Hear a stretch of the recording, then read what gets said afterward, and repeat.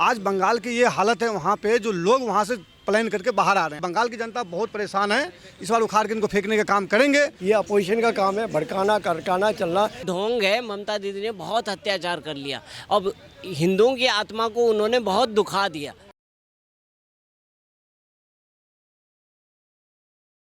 बनवाल चुनाव 2026 की तारीखों का ऐलान हो चुका है और बनवाल में बवाल ना हो, ये ऐसा कैसे हो सकता है। बनवाल में पहले मतदाता सूची पर बवाल, SIR पे बवाल और अब बवाल होते होते चुनाव की तारीखों का ऐलान हुआ। 23 और 29 अप्रैल को 2 चरणों में चुनाव होंगे। लेकिन क्या इस बार बनवाल में खेला होने वाला है? ममता बनर्जी की सरकार फिर से आने वाली या फिर भाजपा? उन्होंने दिल्ली जीता, बिहार जीता और अब क्या पश्चिम बंगाल की बारी है? देखिए, जो बंगाल में ना खेला ना होवे, अब तो जो सरकार है वो दूसरी तरीके से बनेगी। लोगों को समझ में आ गया है वहाँ पे भी, और जिस तरह भी कुछ लोग जो बाहर के आए हुए हैं ना, उन्हें भी समझ में आ गया कि अगर हमें जीना है तो यहीं पे हिसाब है, तो किसको देना है। तो ईना चाल में तो वो तो ख़त्म हो गया।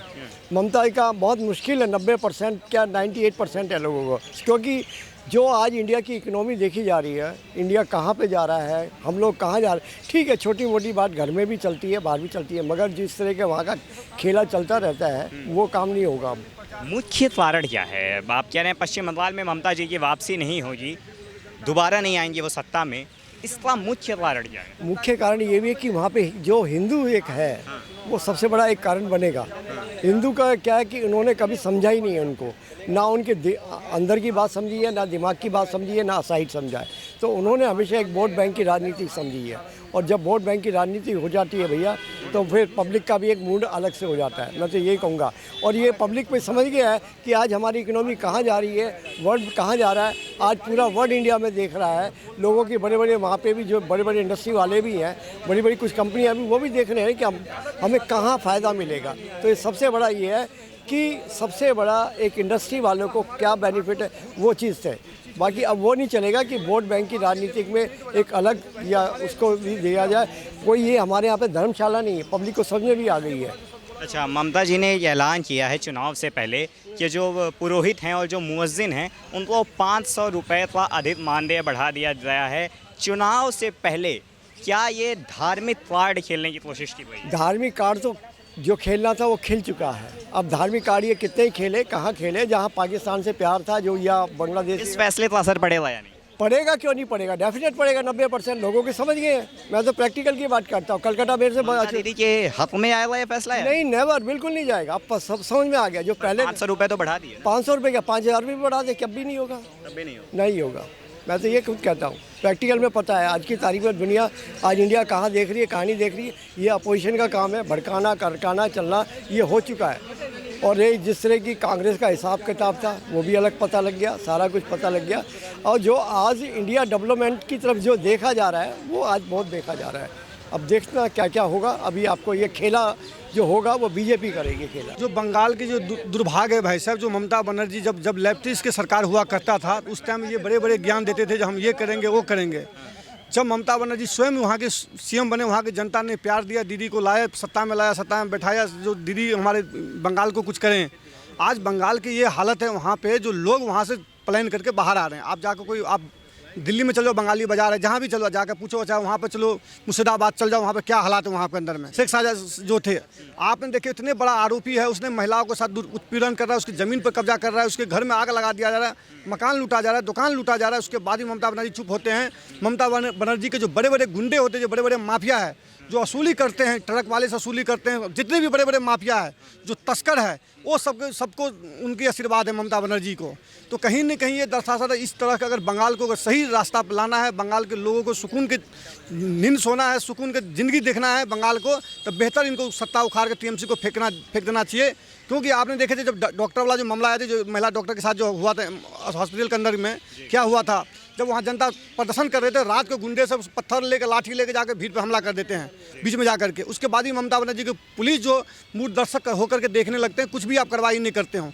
आप जब हमारे जो देश की बड़े बड़े जो ये अफसर हैं, जो छापामारी करने जाते हैं, CBI हो चाहे जितने भी डायरेक्टर अफसर हो, उसके आप गाड़ी के कब्जा कर लेते हो, उसको मारपीट करते हो, उसको छीन लेते हो, अब फाइल लेके भाग जाते हैं। दीदी देखे ना, फाइल भी लेके भाग गए थे एक बार। तो कहीं न कहीं दर्शाता है, जो कहीं न कहीं ये इस बार की जनता है, वहाँ के जो बंगाल की जनता बहुत परेशान है, इस बार उखाड़ के इनको फेंकने का काम करेंगे।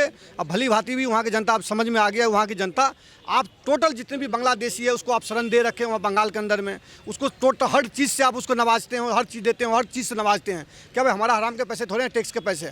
अगर हमारा टैक्स के पैसे हमारे जनता के बीच में ले जाएंगे, हम कोई बांग्लादेश को कोई ठिका ले रखे हैं क्या, जब हम उसको पालेंगे यहाँ पे वोट के लिए? आपने देखो वही ममता बनर्जी बांग्लादेश से लाते थे, चुनाव प्रचार के लिए उनको उठा कर लाते थे, चुनाव प्रचार करवाते हैं यहाँ पे। क्यों भारत में लोग नहीं है क्या भारत की जनता नहीं है क्या? आप बांग्लादेश वाले लेके आते हो आपने।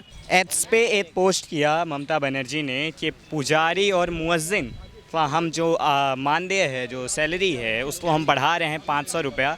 1500 था, अब 2000 कर दिया गया है। ये चुनाव की तारीखों के ऐलान से पहले, जस्ट पहले ये काम करना, ये क्या चुनाव में जो धार्मिक कार्ड होता है वो खेलने की कोशिश की गई? बिल्कुल धार्मिक कार्ड खेलने की कोशिश करिए। और ममता दीदी का अत्याचार बंगाल पे बहुत हो चुका है। अब ये जो है, अब ये अत्याचार नहीं सहा जाएगा, क्योंकि उन्होंने हिंदुओं पे बहुत अत्याचार करवाए हैं। तो कुल मिलाकर के अब हिंदू को जागृत होना चाहिए और ममता दीदी को वोट नहीं देनी चाहिए। अच्छा, बंगाल में हमेशा दुर्गा पूजा से पहले जो बवाल देखने को मिलता है, जो दो समुदाय के बीच में मारपीट, लड़ाई, बहस, ये सारी चीज़ें आती हैं, इसमें पश्चिम बंगाल की सरकार की विफलता है? बिल्कुल पश्चिम बंगाल की सरकार की विफलता है। अगर वो विफलता नहीं होती तो ममता दीदी ने किससे सत्ता छीनी? लेफ्टियों से सीधी ना, जो कम्युनिस्ट थे उनसे सत्ता छीनी। वो क्या करते थे? वो भी ऐसी गुंडागर्दी करते थे। ममता दीदी उनसे बड़ी गुंडा निकली। तो ममता बानो को अब वहाँ से छोड़ना पड़ेगा। अब ममता बानो को ना बानो वाले देंगे और ना ये इधर वाले देंगे, हिंदू देंगे। तो कुल मिलाकर के अब ममता बानो का खेल ख़त्म होने वाला है। ये सारा जो ममता ने पूरा जाल बिछा रखा था ना, वो जाल ख़त्म कर दिया। इलेक्शन कमीशन ने भी ख़त्म कर दिया। देखिए ना, अब जितने भी उनके बड़े बड़े पदों पे बैठे हुए थे, जो गृह सचिव वगैरह थे बंगाल के, उन सबको हटा दिया वहाँ से, बंगाल से। तो पश्चिम बंगाल में बीजेपी की यदि सरकार आती है तो बड़ा सवाल विपक्षी जो उठाते हैं कि इनके पास मुख्यमंत्री का चेहरा नहीं है। मुख्यमंत्री के चेहरे के लिए पिछले कुछ दिनों में वीडियो वायरल हुआ जिसमें मिथुन चक्रवर्ती, भारतीय जनता पार्टी के पास, ऐसा विपक्षियों का कहना होता है कि इनके पास तो चेहरा ही नहीं है, किसे मुख्यमंत्री बनाएंगे। पिछले दिनों कुछ ये वीडियो वायरल हुआ जिसमें मिथुन चक्रवर्ती नरेंद्र मोदी के साथ बैठे थे, काफ़ी देर तक गंभीर चर्चा हुई और बोला जा रहा है कि शायद मिथुन चक्रवर्ती को भी बीजेपी में एक मुख्यमंत्री का फेस दिया जा सकता है। एक महिला फेस थी टीएमसी से, यानी हैं अभी ममता बनर्जी जी, अब मुख्यमंत्री फेस है तो मिथुन चक्रवर्ती जो एक अभिनेता हैं और वहाँ से नेता बनते हुए आएंगे, ये सही होगा? देखिए, कुल मिलाकर के आप कह रहे हो ना, मुख्यमंत्री के बहुत फेस है वहाँ पे। इसकी चिंता करने की ममता दीदी को ज़रूरत नहीं है, ना टीएमसी को ज़रूरत है। देखिए, जीतना सबसे मायने रखता है। अगर ममता दीदी को हरा देते हैं तो पता नहीं मतलब बीजेपी ने तो ऐसे ऐसे लोगों को मुख्यमंत्री बना दिया जो सपने में भी नहीं सोचते थे मुख्यमंत्री बन जाएंगे। देखिए, दिल्ली में भी मुख्यमंत्री रेखा गुप्ता को बनाया तो फेस नहीं था, फेस था ना। फेस बहुत है बीजेपी के पास में। कुल मिलाकर के देखिए, फेस की चिंता ममता दीदी को करने की ज़रूरत नहीं है। उनको अपनी गद्दी बचानी है। अब वो लॉलीपॉप दिए जा रही हैं, 500 रुपये पंडितों को दे दिया, आपने कहा मुल्ला मौलवियों को दे दिया। मुल्ला मौलवियों पे तो पहले ही निछावर है वो बानो तो बनी हुई हैं, पंडित तो वो दिखाने के लिए करती हैं। तो वो ढोंग है। ममता दीदी ने बहुत अत्याचार कर लिया। अब हिंदुओं की आत्मा को उन्होंने बहुत दुखा दिया, या बंगाल में जो है ना भ्रष्टाचार का गढ़ बना दिया। कुछ और भविष्यवाणी हुई इस मुद्दे पर।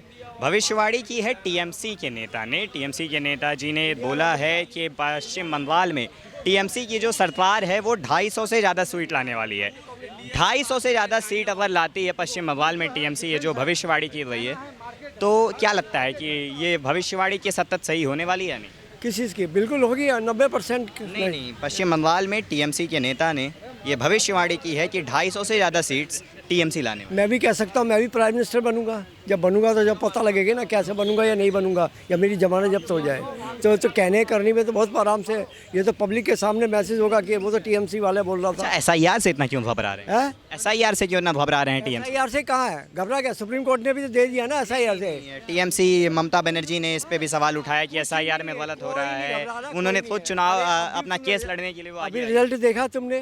गवर्नमेंट देखा कौन कौन आया है? आईपीएस ऑफिसर कितने बने वो भी देख लिया ना, सबको पता है। भैया जब तुम मेहनत नहीं करोगे तो कौन पूछेगा तुम्हें।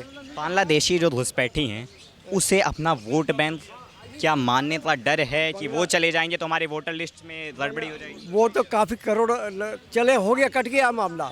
बाकी क्या है, वो बांग्लादेशों को रोटी मिल जाए वही बहुत ही यही है, तो वो भी बहुत बड़ी बात हो रही है। अब गए ज़माना, वहाँ पे जितना कलकत्ता के अंदर है ना, हिंदू और मारवाड़ी और सिंधी का जो दबदबा है ना, वो किसी का दबदबा नहीं है, ये भी याद रख लो। प्रैक्टिकल की बात करता थोड़ी में नहीं करता मैं।